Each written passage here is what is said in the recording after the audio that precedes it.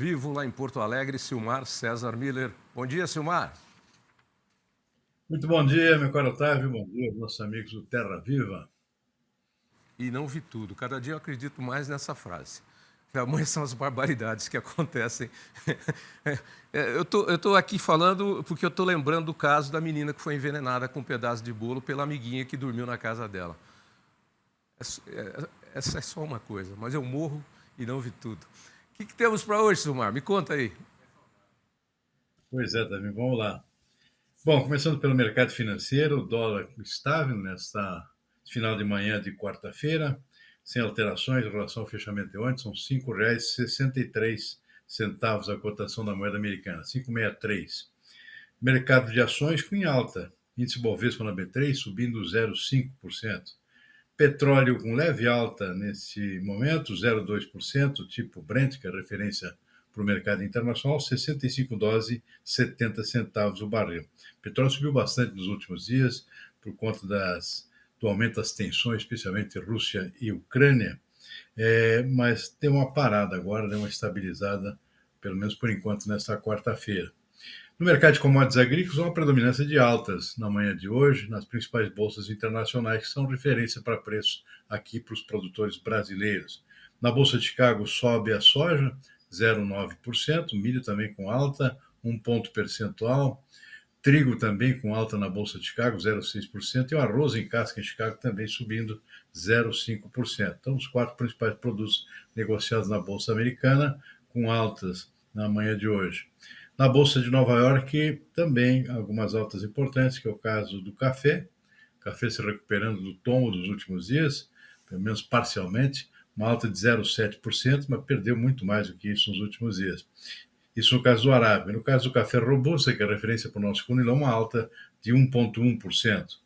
Suco laranja também sobe, 0,8%. Cacau também, 0,5%. Boi gordo no mercado fundo B3 também está subindo um pouco, 0,5%. Na contramão, temos apenas o algodão caindo 1 ponto percentual e o açúcar bruto negociado na Bolsa de Nova York com queda pequena aqui de 0,2%. Esse é o retrato dos principais mercados nesse final de manhã de quarta-feira, Tavinho. Dia 4 hoje, né? Hoje é dia 4. O ano está voando, está passando rápido demais, Silmar. Bom, vamos lá com o ministro da Fazenda, Fernando Haddad, que anunciou que o pacote de medidas alternativas do aumento do IOF, o Imposto sobre Operações Financeiras, vai sair no próximo domingo. O presidente Lula evitou dizer que foi um erro do governo a decisão de aumentar o IOF para elevar a arrecadação, mas reconheceu que faltou combinar com os líderes do Congresso. Toda vez que a gente toma uma atitude sem conversar com as pessoas que vão ter que nos defender e defender a proposta, a gente pode cometer erros. Mas o presidente Lula também transferiu parte da responsabilidade para o Congresso Nacional. Diz que os presidentes das duas casas demoraram para apontar medidas compensatórias a exonerações mantidas e, por isso, o ministro da Fazenda, Fernando Haddad, propôs aumentar o IOF. Durante a tarde, os presidentes da Câmara e do Senado foram chamados ao Palácio da Alvorada. De lá, saíram com um consenso sobre um pacote de medidas. Hugo Mota falou em sintonia, Alcolumbre em conciliação, sinalizando que, por enquanto, os mais de 20 projetos para derrubar o decreto de Haddad não vão ser pautados. Eu saio da reunião ainda mais animado, ainda mais estimulado em construir ao lado do presidente Davi, com quem temos tido uma relação de muita irmandade, de muita proximidade, essa agenda conjunta com o Ministério da Fazenda, com o presidente Lula, que acompanhou atenciosamente a discussão que foi feita. Já o ministro da Fazenda sinalizou que está disposto a rever novos trechos do decreto se as medidas que serão apresentadas aos líderes no próximo domingo forem aprovadas. O acordo é apresentar as medidas em caso de aprovação, de reconhecimento da justiça das medidas, e me parece que são inequívocas do ponto de vista de justiça, eu tenho espaço para uma calibragem. Preciso garantir a sustentabilidade do arcabouço fiscal, o cumprimento das metas desse ano. Arcabouço fiscal ainda, Silmar? Está nesse mundo ainda, né? Mas esse negócio já não vingou, não deu certo. Agora, um detalhe interessante aí que me chamou a atenção. Vai anunciar as medidas no domingo? Domingo. Você viu a pesquisa Quest? cool. Você viu a pesquisa Quest? Você viu a pesquisa Quest? Por que vai anunciar no domingo? Eu me lembro que na época do regime militar tinha uma brincadeira que era assim, vem aí pacotão, pacotão, pacotão, pacotão, que era cavalo trotando, né? Porque eram os militares. Então era quando vinha o ato institucional número 1, número 2, número 3, número 4, qualquer medida aleatória à liberdade, vinha de madrugada. Agora aí vai anunciar o IOF domingo. Você acha que vai melhorar a popularidade aí do governo? Você viu a pesquisa Quest? Que horror! E o presidente falando que devia ter combinado antes. Meu pai já falava isso, combinou com os russos, né? Porque era uma frase de quando o mundo era dividido entre Estados Unidos e União Soviética. Então, quando se tomava alguma decisão, eu falava, escuta, mas conversou com os russos lá para saber se eles concordam com isso? É mais ou menos assim, né?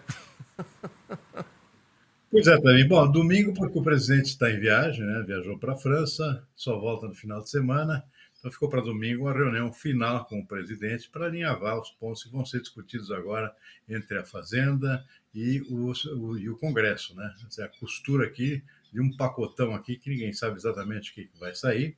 Discute-se com o presidente, mostra para o presidente no domingo para ser anunciado possivelmente na segunda-feira, segunda ou terça-feira. Essa, pelo menos, é a previsão aqui das possibilidades desse anúncio.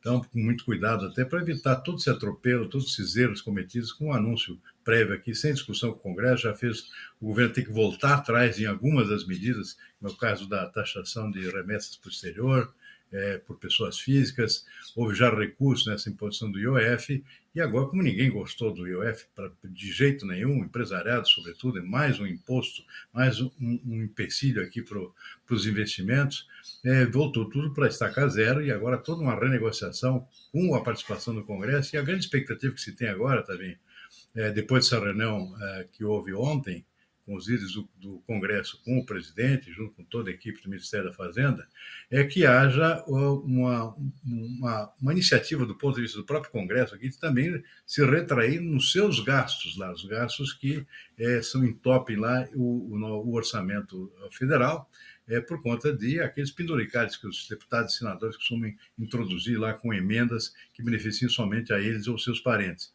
É muito dinheiro envolvido nisso, e isso pode ajudar, realmente, pelo menos um gesto do Congresso de estar a favor aqui de resolver a questão do déficit público, do orçamento da União, que está realmente aos pedaços. Você não tem dinheiro para mais nada aqui, está tudo amarrado. Então, grande expectativa com relação ao que está sendo costurado, por enquanto está sendo mantido em sigilo, quais são as saídas possíveis que dificilmente vão evitar um aumento de imposto, seja qual for. Ou seja, ainda permanece a possibilidade de um imposto, mas com contrapartidas, principalmente considerando aqui a possibilidade, e essa é a grande expectativa, de redução de custos tanto da máquina pública do governo, do Executivo, do governo federal, quanto também da Câmara e do Senado, ou seja, do Poder Legislativo. Está faltando um terceiro elemento nessa discussão aqui que poderia contribuir também, que é o Judiciário, né, também, que só decide só a seu favor, não tem discussão pública nenhuma, como tem o Executivo e o Legislativo, ou seja, os nobres membros da Justiça, começando pelo próprio Supremo Tribunal Federal, decidem os seus próprios aumentos de salários, os seus gastos lá, e não dão satisfação para ninguém. Deveriam estar participando desse consenso que se está buscando aqui para tentar resolver esse problema crônico das contas públicas aqui no Brasil também. Trabalham em conluio aí com parlamentares que acabam legalizando coisas que antes eram como penduricalhos, né, comissões, e que agora já são oficialmente fazendo parte de salários. Enfim, Brasil, Brasil. Mexer no que tem que mexer, não mexe, né? Dispensar gente, cortar gasto, não.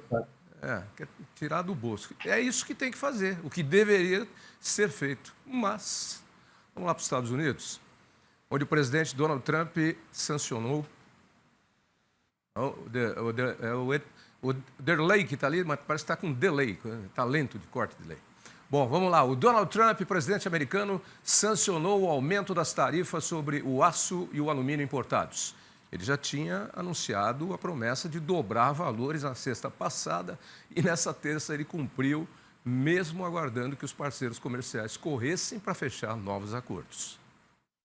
Esse aumento afeta diretamente o Brasil, um dos principais fornecedores de aço e alumínio para o mercado norte-americano. A sanção desse novo aumento da tarifa sobre produtos importados foi feita na Casa Branca. As tarifas, que já eram altas, ficaram ainda maiores e, a partir de hoje, passam de 25% para 50%. Esse é o valor que as empresas norte-americanas terão que arcar se decidirem manter as compras de fornecedores no exterior. Já é o segundo aumento em 3 meses. Donald Trump diz que o objetivo é proteger a indústria metalúrgica, mas críticos dizem que o efeito pode ser o contrário, provocando retaliação de parceiros e terminando com a punição de empresas dos Estados Unidos. Mexeu de novo, mexe, mexe. É o stick e puxa aí do tarifaço do Trump. O que você tem a dizer sobre essa agora, Silmar? Não tem mais o que comentar, não dá mais para... Tem que chegar num consenso, num ponto comum. Vai, essa semana tem café, semana que vem não tem, na outra tem, depois não tem. Assim não vai, Silmar. Pois é, ele tem aumentado muitas críticas ao presidente Donald Trump pelas suas indecisões, ou seja, impõe tarifa, retira tarifa, diz que vai negociar lá, dá um prazo lá e volta atrás. E aí já ninguém estava mais acreditando aqui na seriedade desse tarifaço de Donald Trump. Ou pelo menos estava pedindo aqui que faça alguma medida, ou adote alguma medida definitiva, ou impõe totalmente a tarifa, fixa lá um prazo definitivo, ou retira tudo, né? Então, a pressão é muito grande, inclusive dentro dos Estados Unidos, porque isso está gerando aumento da inflação. Até agora, não gerou nenhum resultado positivo para a economia americana, esse tarifaço, ou ameaça de tarifaço do presidente americano, que tomou posse agora no mês de janeiro. E com tanta crítica aqui, parece que ele resolveu dar uma engrossada aqui, dar um recado de que não tem jeito, essas tarifas vieram para valer mesmo. Aí o recado foi aumentar mais do que já estava, que são tarifas que já eram mais altas que as demais, que já eram de 25% nessa questão do aço, aumentar, dobrar para 50%, para ver se o pessoal se acorda e senta na mesa para negociar. Vamos ver o resultado disso. É pouco provável que isso aconteça. Por enquanto está restrito a esse setor do aço e alguns outros itens aqui que fazem parte desse pacote. Os demais produtos, em geral, aqui continuam com aquela tarifa básica de 10%. Não evoluiu nisso, desse patamar. O presidente Donald Trump esperando que os países sentem na mesa para negociar. E ninguém está se mostrando disposto a fazer isso aí. Até agora o resultado praticamente zero, foi só o Reino Unido que topou sentar na mesa para negociar. Houve algum avanço lá nas negociações, na imposição de tarifas de parte a parte, mas que se sabe, apenas o Japão mostrou alguma disposição, até agora nada de concreto. Portanto, todo mundo fica esperando pelo outro, ou seja, no momento que houver um maior número de países concedendo aqui a possibilidade de negociar, talvez isso se resolva, mas por enquanto não é esse o cenário que se tem. Portanto, até agora, todo esse tarifaço de Donald Trump, com exceção desse engrossamento que houve agora com o negócio do aço, por enquanto é um fracasso. Não está ajudando em nada a economia americana, pelo contrário, gerando mais inflação por lá. Isso aí, o que tem que ser feito não é feito, que é bota um número lá e ponto final. Gostou, gostou, não gostou, negocia, não negocia, etc. e tal. Mas resolve, né? Desocupa a vaga, né? Vai estacionar, mas fica atravessado na vaga. Então, ou cede a vaga ou estaciona direito. Vai ocupar o carro metade na rua e metade na vaga. Agora, Silmar, o que está complicado mesmo é a situação dos brasileiros e de outros estrangeiros nos Estados Unidos, hein? Os brasileiros estão, imigrantes brasileiros apavorados. Tem um rapaz aí, destaque, inclusive, um bailarino famoso aí que já atuava há 10 anos nos Estados Unidos, teve o visto cancelado. E aí estão pegando pesado lá. Em Portugal também, né? Exatamente, é uma onda tanto meio global aqui em relação a estrangeiros. É estrangeiro demais, tanto em Portugal, muito brasileiro inclusive, quanto nos Estados Unidos.